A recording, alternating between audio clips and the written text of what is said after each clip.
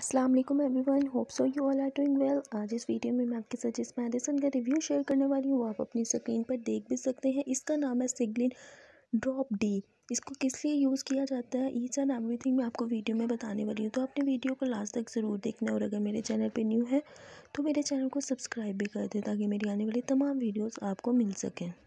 मेरे पास इस टाइम जो है सिग्लिन ड्रॉप डी है, कैप्सूल है ये, जो हम यूज़ करते हैं ट्रीट करने के लिए विटामिन डी की डेफिशिएंसी को। इस कैप्सूल को हम यूज़ भी करते हैं ट्रीट करने के लिए रिकेट्स को। इसके अलावा हमारे पास ये प्रमोट करता है हमारी बोन की हेल्थ को, और लो कैल्शियम लेवल जिनमें होता है उसको भी प्रमोट करता है।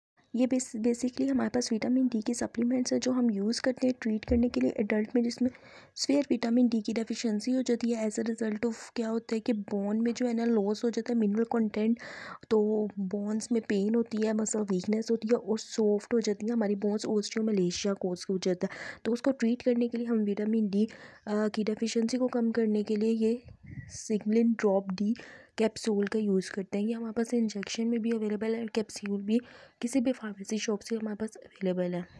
नेक्स्ट इसके साइड इफ़ेक्ट्स बताती जाऊँ तो confusion, constipation, dry mouth, headache वगैरह इसके कुछ साइड इफ़ेक्ट्स थे।